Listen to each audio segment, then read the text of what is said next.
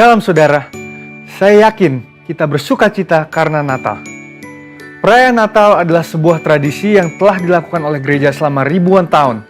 Dari permulaan abad ke-5 Masehi, umat Kristiani memperingati kelahiran Yesus Kristus, Tuhan dan Juru Selamat manusia yang datang dan lahir ke dalam dunia, yang pada umumnya dirayakan pada tanggal 25 Desember.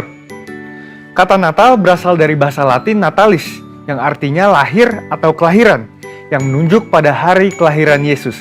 Sementara kata Christmas atau Natal dalam bahasa Inggris berasal dari bahasa Inggris kuno Christus Messe atau Christ's Mass yang artinya penderitaan Kristus. Ini adalah pandangan yang menjelaskan bahwa Kristus memulai penderitaannya saat dia datang dan lahir sebagai manusia. Semua karena begitu besar kasihnya bagi umat manusia sehingga dia meninggalkan segala kemuliaan yang dia miliki dan lahir di palungan yang hina. Semua karena kasihnya bagi kita. Natal adalah suatu masa di mana kita ingat lagi akan kasih Tuhan itu. Kasih yang secara luar biasa dipertunjukkan kepada seluruh umat manusia. Pada saat itu dikatakan sejumlah besar bala tentara sorga memuji-muji Allah dengan nyanyian kemuliaan bagi Allah di tempat yang maha tinggi dan damai sejahtera di bumi di antara manusia yang berkenan kepadanya. Sungguh, sebuah sambutan yang layak bagi raja di atas segala raja.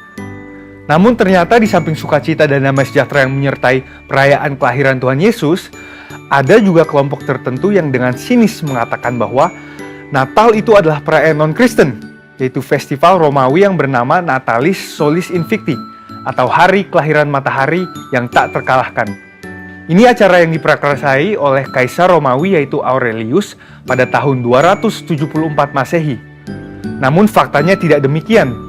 Justru ditemukan banyak catatan bapak-bapak gereja tentang perayaan Natal sebelum lahirnya festival matahari. Maka bisa dikatakan bahwa perayaan Natal pada 25 Desember bukanlah upaya kristenisasi dari festival matahari, malah mungkin sebaliknya, bahwa festival matahari adalah upaya romanisasi hari Natal. Kemudian bagaimana dengan tanggal di mana kita harus merayakan Natal? Walaupun 25 Desember paling banyak digunakan oleh gereja-gereja untuk merayakan Natal, gereja-gereja timur seperti Ortodoks, Syria, dan Yunani menetapkan tanggal 6 Januari sebagai hari Natal. Sekalipun ada perbedaan, pada umumnya perayaan Natal dilakukan antara awal bulan Desember hingga Januari. Gereja kita mengambil posisi bahwa perayaan Natal secara esensial tidak keliru. Pandangan yang mengatakan bahwa perayaan Natal adalah hal yang tidak boleh dilakukan karena tidak ada perintah yang tertulis di dalam Alkitab adalah pendapat yang tidak tepat. Jangan sampai kita memaksakan penafsiran yang ayatiah atau literal sehingga apabila tidak ada ayat pendukungnya, maka dianggap keliru dan tidak boleh dilakukan. Padahal secara esensial justru Alkitabiah. Merayakan, menceritakan, mengingat, dan mewartakan kehidupan Yesus dimulai dari kelahirannya hingga kenaikannya justru adalah hal yang harus dilakukan oleh gereja dalam memuridkan jemaat dan memberitakan Injil Kristus. Perayaan Natal oleh gereja justru selalu menjadi momen yang baik untuk menyegarkan jiwa dan iman umat Tuhan, dan momen untuk menceritakan kasih Tuhan yang luar biasa kepada dunia, bahwa Bapa mengutus anaknya, Kristus Yesus, datang ke dunia menjadi sama dengan manusia untuk menebus manusia dari dosa-dosa mereka. Perayaan Natal artinya memuliakan Allah, Gloria Dei, memberitakan firman Allah, Verbum Dei, dan melaksanakan misi Allah, Missio Dei. Demikian juga mengenai tanggal perayaan Natal, gereja kita tidak memandang perayaan Natal mutlak harus diadakan pada tanggal 25 Desember, selama esensi dari perayaan tersebut adalah untuk memperingati kelahiran dari Tuhan Yesus.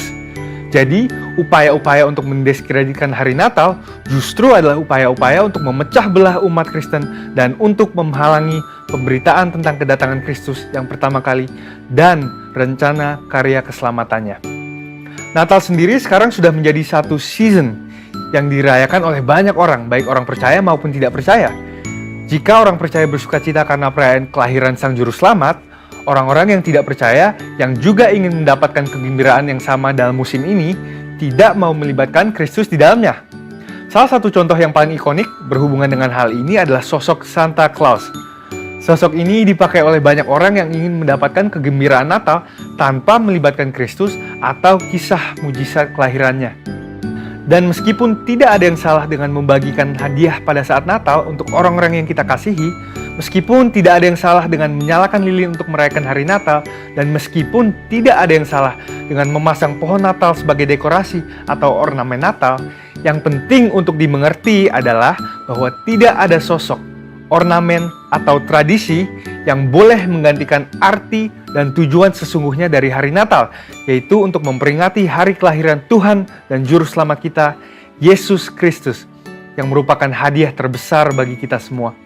Dengan itu, biarlah dengan merayakan Natal, kita diingatkan bahwa terang Kristus itu tetap ada dalam hidup kita, dan bahwa kita tidak menjalani kehidupan ini sendirian, tetapi bersamanya. Dan di tengah kesulitan apapun yang mungkin ada di hadapan kita saat ini, kiranya hal ini tidak meredupkan semangat dan sukacita kita dalam merayakan Natal. Sesuai dengan tema Natal kita, Immanuel, Allah menyertai kita. Kiranya damai dan kasih Allah terus menyertai kita selama bulan yang spesial ini.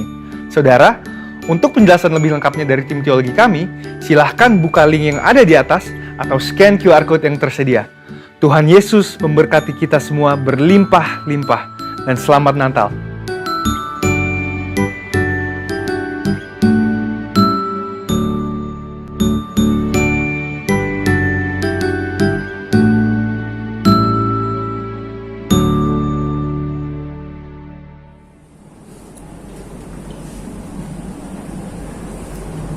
Shalom, kita akan memperkatakan apa yang dimaksud dengan Pentakosta ketiga. Mari kita bangkit berdiri. 1. Pentakosta ketiga adalah pencurahan Roh Kudus yang dahsyat di zaman ini, melebihi yang terjadi di Asusastri. Pentakosta ketiga adalah pencurahan Roh Kudus yang dahsyat di zaman ini, melebihi yang terjadi di Asusastri. 2. Pentakosta ketiga akan mengakibatkan penuaian jiwa yang terbesar dan yang terakhir sebelum Tuhan Yesus datang kembali. Pentakosta ketiga akan mengakibatkan penuaian jiwa yang terbesar dan yang terakhir sebelum Tuhan Yesus datang kembali. 3. Pentakosta ketiga akan membangkitkan generasi Yeremia, yaitu anak-anak muda yang dipenuhi Roh Kudus, cinta mati-matian kepada Tuhan Yesus, tidak kompromi terhadap dosa, dan akan bergerak untuk memenangkan jiwa. Pentakosta ketiga akan membangkitkan generasi Yeremia, yaitu anak-anak muda yang dipenuhi Roh Kudus, cinta mati-matian pada Tuhan Yesus, tidak kompromi terhadap dosa, dan akan bergerak untuk memenangkan jiwa. 4. Pentakosta ketiga lahir di Indonesia yang bergerak ke bangsa-bangsa. Gerakan ini dari timur ke barat dan akan kembali ke Yerusalem. Pentakosta ketiga lahir di Indonesia yang bergerak ke bangsa-bangsa. Gerakan ini dari timur ke barat dan akan kembali ke Yerusalem. 5. Pentakosta ketiga akan memberikan kuasa untuk menyelesaikan amanat agung, dan setelah itu Tuhan Yesus datang kembali.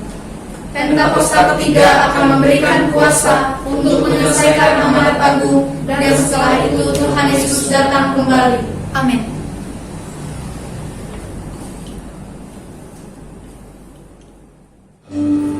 Tidak terasa kita sudah sampai di minggu 3 di bulan Desember, yaitu bulan kelahiran Tuhan kita yang terbaik.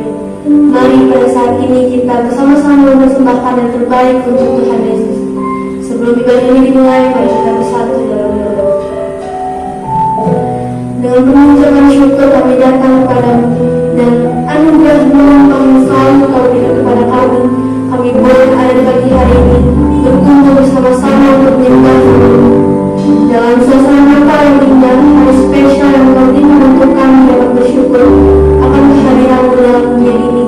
Allah yang kekal, Bapa yang mulia, Raja damai, Tuhan yang rela memberi manusia supaya kami percaya kepada-Mu, tidak dinasti melainkan memperoleh kehidupan yang kekal. Terima kasih Tuhan atas kesempatan ini yang Tuhan berikan kepada kami, untuk kami dapat terus memuji-Mu sampai saat ini. Tentulah ibadah ini Tuhan curahkan orang-orang yang dalam tempat kami berada. Dalam nama Tuhan Yesus, kami menyambut hari kelahiran-Mu Tuhan. Haleluya. Amin.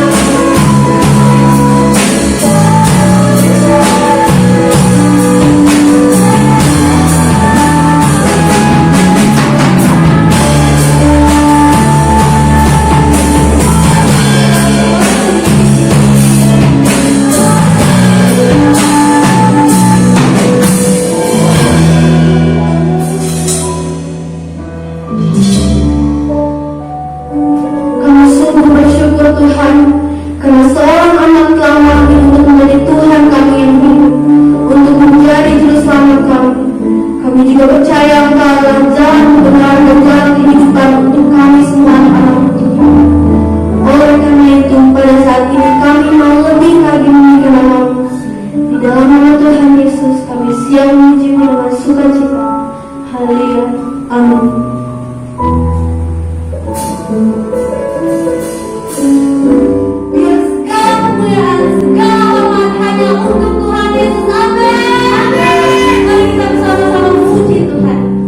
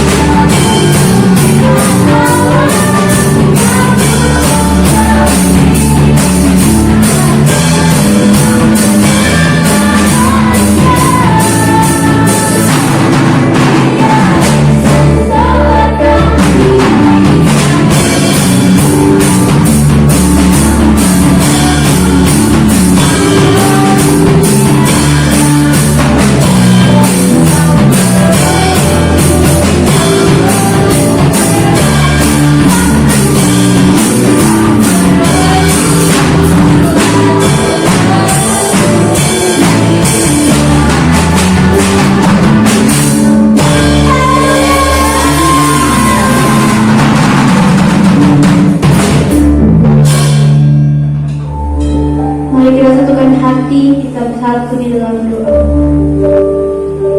Ya Tuhan, pada saat ini kami mau mendengarkan sebagian daripada isi hati. Kami juga ingin mengakui Engkau adalah Tuhan bagi setiap kami. Kami sungguh percaya Tuhan kebahagiaan. Kami semua akan terus dan selalu berada di dalam Tuhan.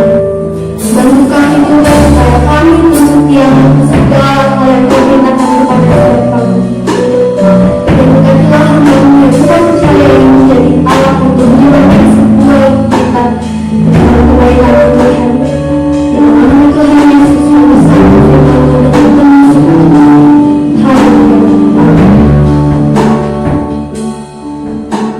Haleluya.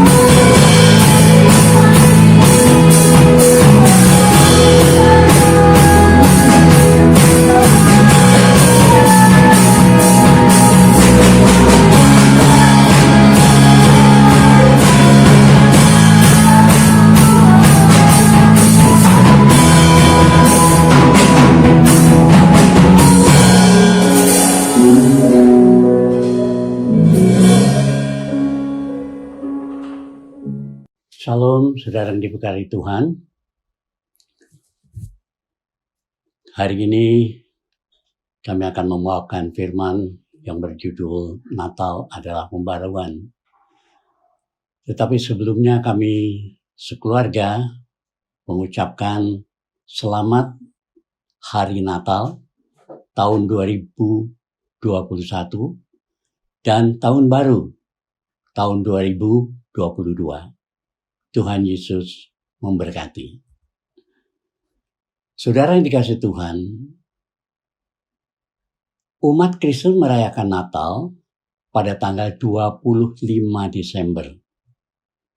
Pertanyaannya adalah, setiap orang lamanya merayakan Natal itu berbeda-beda. Tergantung kapan ia menerima Yesus sebagai Tuhan dan Juru Selamatnya. Ada yang sejak lahir, dan ada juga yang baru bertobat. Tetapi mari kita jujur terhadap diri kita sendiri. Selama kita menjadi orang Kristen, sampai dengan hari ini, pengalaman dan berkat apa yang telah kita dapatkan?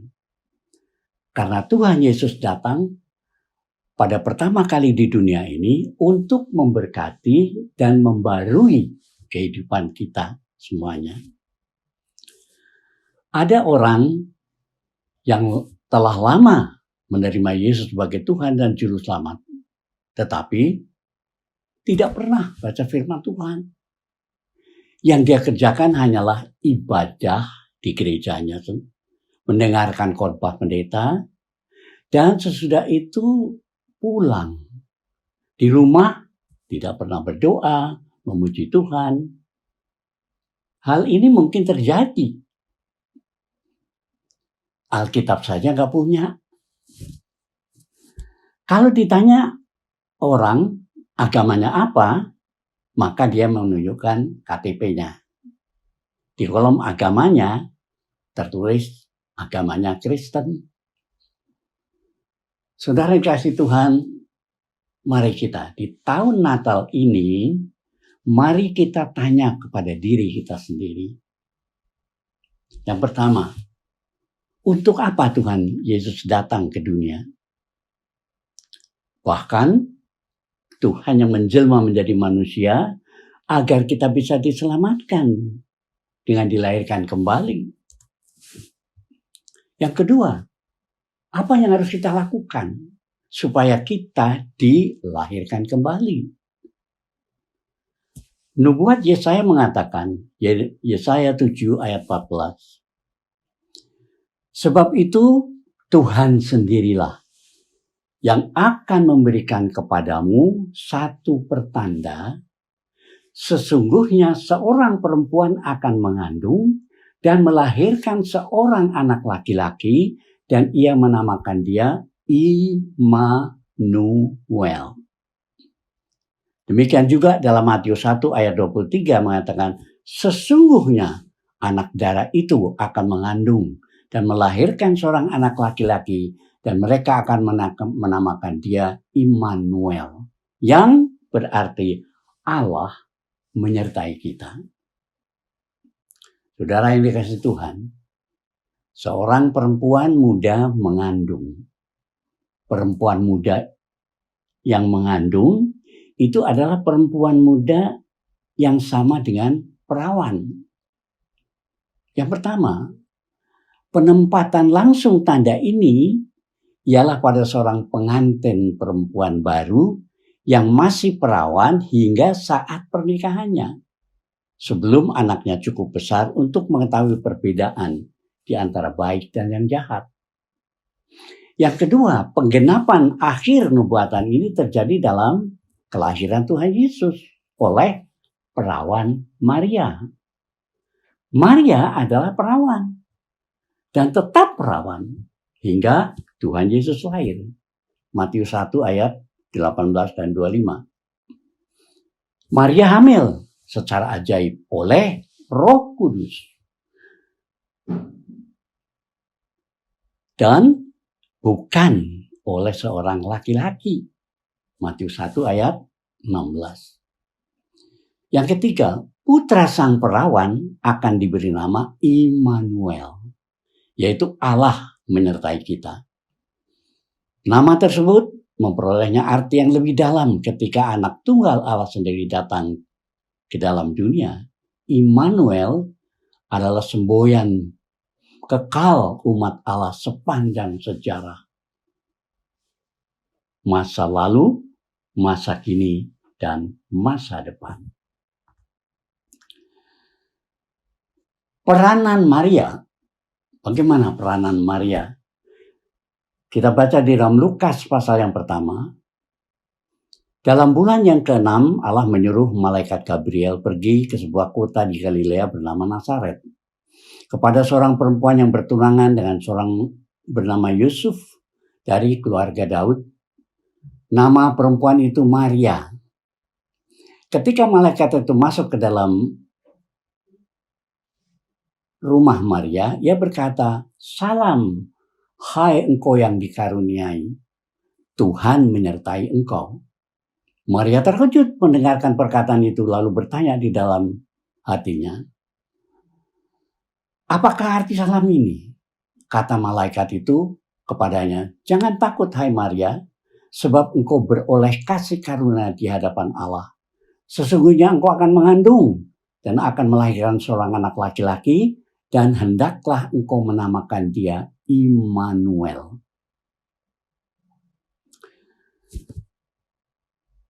Ia akan menjadi besar dan akan disebut anak Allah yang maha tinggi. Dan Tuhan Allah akan mengaruniakan kepadanya tahta Daud, bapa leluhurnya. Dan ia akan menjadi raja atas kaum keturunan Yakub sampai selama-lamanya. Dan kerajaannya akan tidak berkesudahan. Kata Maria kepada malaikat itu, "Bagaimana hal ini mungkin terjadi karena aku belum bersuami?" Jawab malaikat itu kepadanya, "Roh Kudus akan turun ke atasmu dan kuasa Allah yang maha tinggi akan menaungi engkau. Sebab itu anak yang akan kau lahirkan itu akan disebut kudus, anak Allah." Saudara yang dikasihi Tuhan, sekalipun Maria dikaruniai melebihi semua wanita dalam hal dipilihnya sebagai ibu Yesus, para penulis Perjanjian Baru tidak pernah menyatakan bahwa ia harus disembah atau harus diberi gelar-gelar khusus atau kita harus berdoa kepadanya.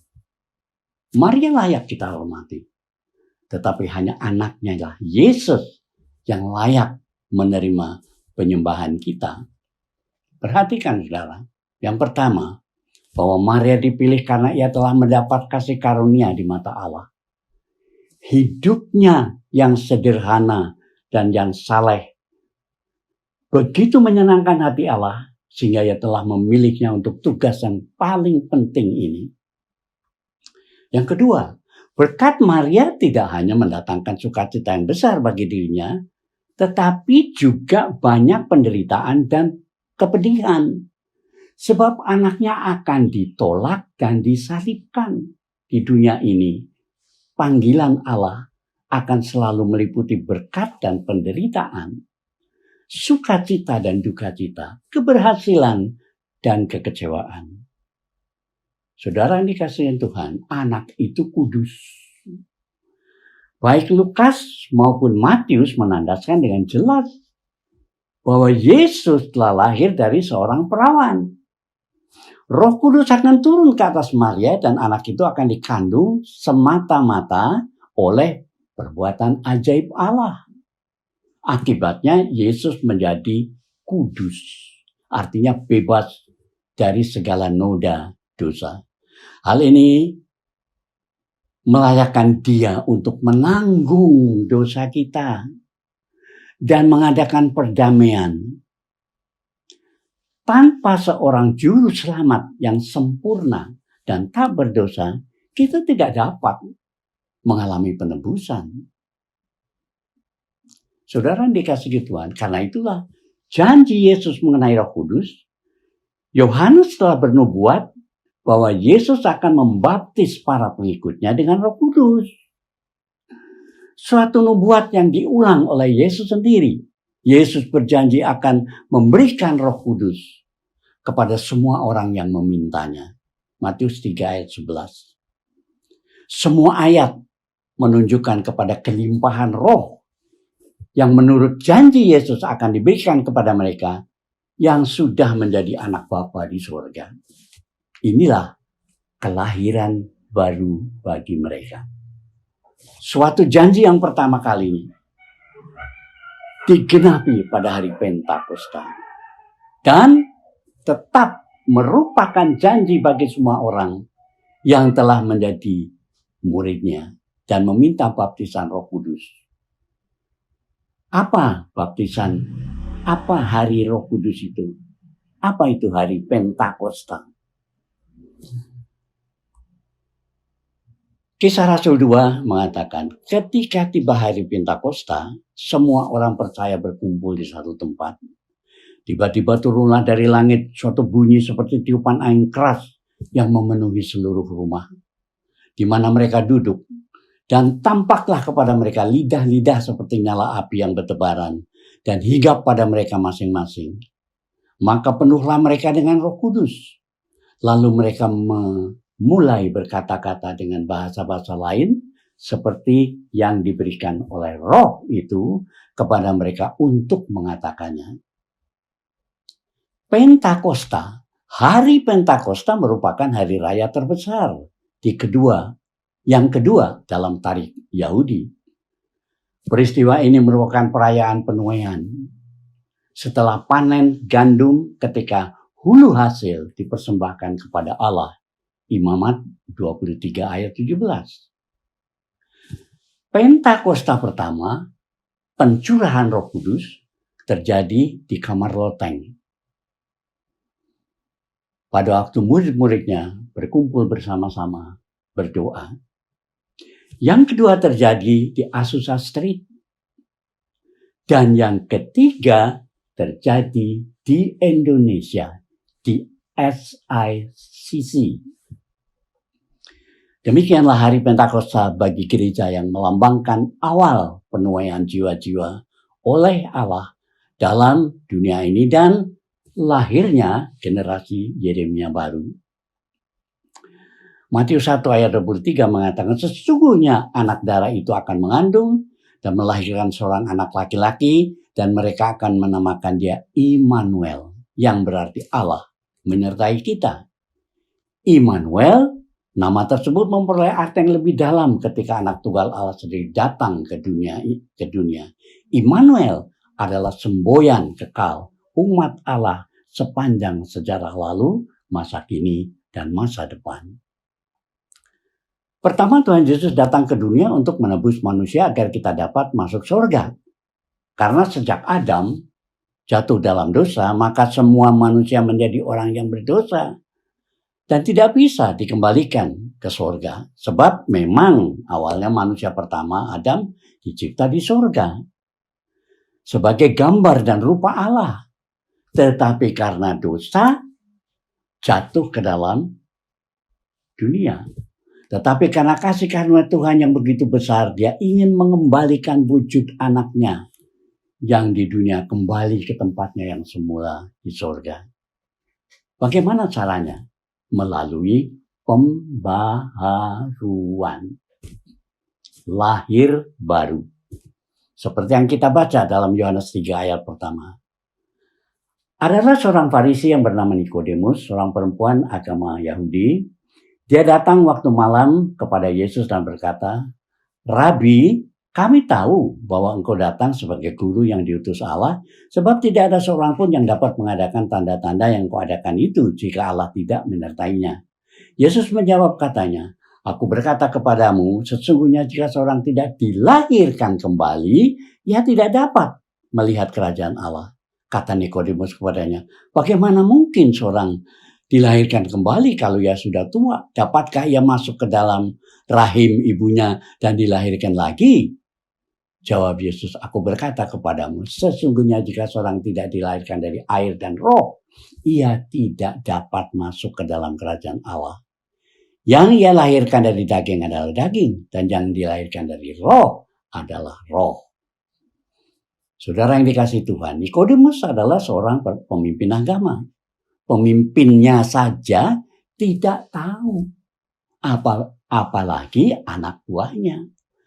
Demikian juga orang Kristen yang tidak pernah baca firman, bagaimana mau dilahirkan kembali. Ya benar bahwa Tuhan Yesus datang ke dunia untuk membawa kembali kita semua ke surga. Tetapi ada jalan pembaharuan terhadap diri kita yang harus kita jalankan, yaitu kita harus lahir baru. Karena kelahiran yang lama itu masih ada dalam dosa Adam.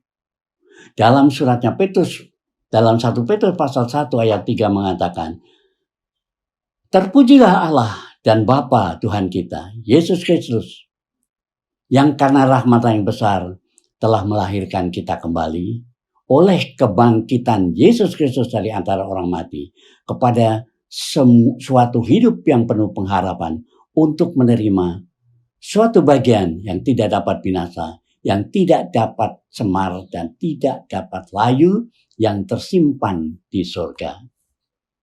Yaitu kamu yang dipelihara dalam kekuatan Allah karena imanmu, sehingga kamu menantikan keselamatan yang tersedia untuk dinyatakan pada zaman akhir. Saudara yang dikasihi Tuhan, semua yang didengar oleh Nikodemus dari mulut Tuhan Yesus nampak seperti yang mustahil. Terikat oleh pemikiran duniawi, orang ini membayangkan skenario kelahiran anak aneh yang tidak ada kaitannya dengan realita apapun yang Yesus sedang mengatakannya. Nikodemus tidak bisa menangkap intinya sesungguhnya yang Yesus sampaikan, yaitu tentang dilahirkan dari atas, lahir dari surga. Gagasan tersebut tidak sesuai dengan pandangan orang Farisi. Karena ia tidak dilahirkan dari surga, jadi ia tidak bisa pergi ke sana. Bahkan dalam pikirannya pun tidak. Ini bagian yang ketiga adalah Kolose pasal 3 ayat 1. Karena itu kalau kamu dibangkitkan bersama dengan Kristus, carilah perkara yang di atas. Di mana Kristus ada, duduk di sebelah kanan Allah. Pikirkanlah perkara yang di atas, bukan di bumi. Sebab kamu telah mati dan hidupmu tersembunyi bersama Kristus di dalam Allah. Apabila Kristus yang adalah hidup kita menyatakan diri kelak, kamu pun akan menyatakan diri bersama dengan Dia dalam kemuliaan. Karena hidup kita ada bersama Kristus di sorga, kita harus memikirkan perkara-perkara yang di atas dan membiarkan sikap kita ditentukan olehnya. Kita harus menilai, mempertimbangkan, dan memikirkan segala sesuatu dari sudut pandang kekekalan dan surga. Tujuan dan sasaran kita hendaknya mencari hal-hal rohani dan melawan dosa dan mengenakan sifat dan karakter Kristus. Semua sifat baik, kuasa, pengalaman, dan berkat rohani ada bersama-sama dengan Kristus di surga. Yang memberikan hal itu kepada sekalian yang sungguh-sungguh meminta, dengan tekun mencari dan terus-menerus mengetok. Perhatikan, tekanan pada hubungan pribadi kita, orang percaya kepada Kristus. Mari kita merenungkan kehidupan Daud. Sebagai satu contoh, Daud belajar untuk berpikir seperti seseorang yang berakar dalam surga. Pujian dan penyembahan membawanya ke sana. Dia ditolak oleh keluarganya yang ia kasihi dan ditinggalkan untuk bergaul dengan kawanan domba. Daud menyanyikan lagu-lagu kasih kepada penciptanya. Mazmur 73 ayat 21 mengatakan, ketika hatiku merasa pahit dan buah pinggangku menusuk rasanya, aku dungu dan tidak mengerti seperti hewan dungu di dekatmu. Tapi aku tetap di dekatmu. Engkau memegang tangan kananku dengan kasih nasihatmu. Engkau menuntun aku dan kemudian engkau mengangkat aku ke dalam kemuliaan. Siapa gerangan yang ada padaku di surga selain engkau? Selain engkau tidak ada yang kuingini di bumi. Sekalipun dagingku dan hatiku habis lenyap, gunung batuku dan bagianku tetap Allah selama-lamanya. Sebab sesungguhnya siapa yang jauh daripadamu akan binasa. Kau binasakan semua orang yang berzina dengan meninggalkan engkau. Tetapi aku suka dekat pada Allah. Aku menaruh tempat perlindunganku pada Tuhan Allah, supaya dapat menceritakan segala pekerjaannya. Pemazmur menemukan sikap yang menentukan kepada kemenangan iman. Di dalam hidup ini, segala persoalan yang terbaik bagi kita adalah hubungan yang intim dengan Allah. Karena setelah kita bertobat menerima Yesus sebagai Tuhan dari Juru Selamatnya, maka kita harus hidup senantiasa bersama Dia. Yang menuntun kita dengan sikap dan rohnya. Dan menopang kita dengan kuasanya. Dan akhirnya menerima kita dalam kemuliaan surga. Seperti Rasul Paulus. Semboyan kita apabila menghadapi aneka kekhawatiran hidup. Ini haruslah berkata, bagiku hidup adalah Kristus dan mati adalah keuntungan. Filipi 1 ayat 21. Orang percaya yang sejati yang hidup di tengah-tengah kehendak Allah tidak perlu takut sekalipun kepada kematian. Mereka mengetahui bahwa Allah mempunyai maksud untuk kehidupan mereka. Dan bahwa kematian sekalipun, bila ia datang menjemputnya, kematian hanya merupakan akhir tugas kita di dunia dan awal kehidupan lebih indah bersama dengan Kristus. Filipi 1 ayat 27 mengatakan, hanya hendaklah hidupmu berpadanan dengan Injil Kristus, supaya apabila aku datang aku melihat, dan apabila aku tidak datang aku mendengar, bahwa kamu teguh berdiri dalam roh yang sehati, sejiwa, berjuang untuk iman yang timbul dari berita Injil. Yang keempat, saudara, 1 Tesalonika 4 ayat 16. Sebab pada waktu tanda diberi, yaitu pada waktu penghulu malaikat itu berseru dan sangkakala Allah berbunyi, maka Tuhan sendiri akan turun dari surga. Dan mereka yang mati dalam Kristus akan lebih dulu bangkit. Sesudah itu kita yang hidup, yang masih tinggal, akan diangkat bersama-sama dengan mereka dalam awan menyongsong Tuhan di angkasa. Demikianlah, kita akan selama-lamanya bersama dengan Tuhan. Karena itu hiburkanlah seorang dengan yang lain dengan perkataan ini, kata Paulus. Saudara yang dikasihi Tuhan, suatu penghargaan yang indah sebagai orang yang telah lahir baru.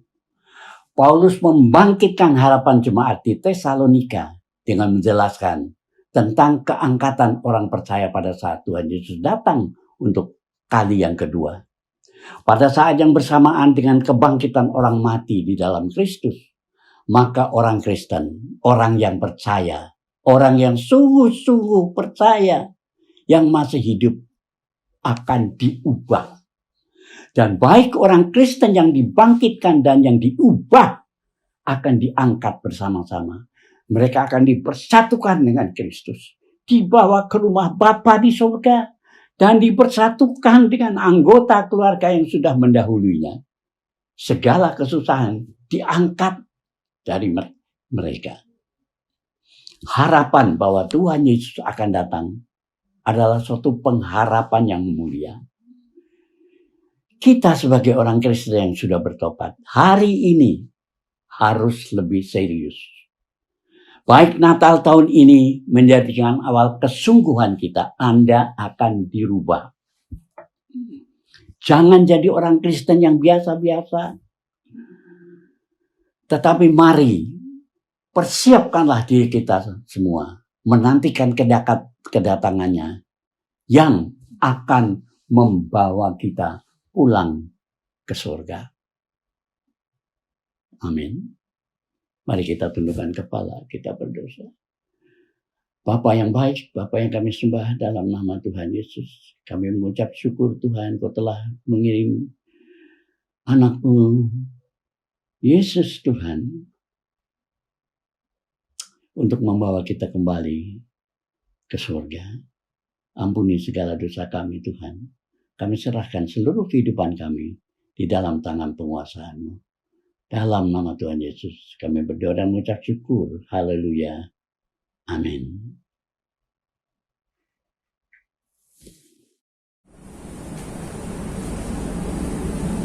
Kita akan memperkatakan visi Rayon 1H. Mari kita bangkit berdiri.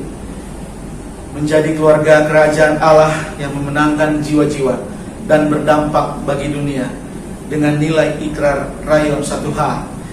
Integritas, keintiman, rendah hati, antusias, inovatif, rela berkorban. Amin. Saya mengajak kita semua untuk bersama-sama membaca Mazmur 91 ayat 1 sampai ayat yang ke-16. Dalam lindungan Allah, orang yang duduk dalam lindungan yang maha tinggi dan bermalam dalam naungan yang maha kuasa akan berkata kepada Tuhan, tempat perlindunganku dan kubu pertahananku, Allahku yang kupercayai. Sungguh dialah yang akan melepaskan engkau dari jerat penangkap burung, dari penyakit sampar yang busuk. Dengan kepaknya yang akan menudungi engkau, di bawah sayapnya engkau akan berlindung. Kesetiaannya ialah perisai dan pagar tembok. Engkau tak usah takut terhadap kedahsyatan malam, terhadap panah yang terbang di waktu siang, terhadap penyakit sampar yang berjalan di dalam gelap, terhadap penyakit menular yang mengamuk di waktu petang. Walau 1000 orang rebah di sisimu dan 10.000 di sebelah kananmu, tetapi itu tidak akan menimpamu. Engkau hanya menontonnya dengan matamu sendiri dan melihat pembalasan terhadap orang-orang fasik.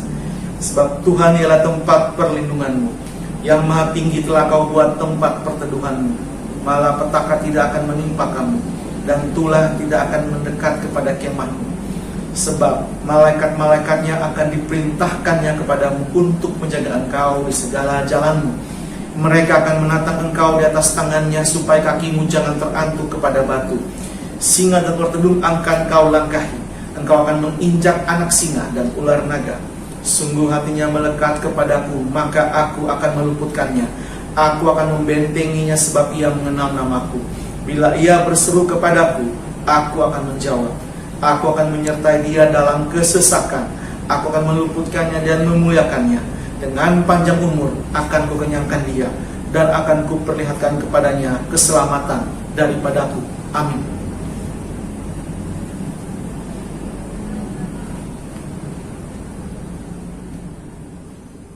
Kasih kekasih Kristus, umat kepunyaan Allah.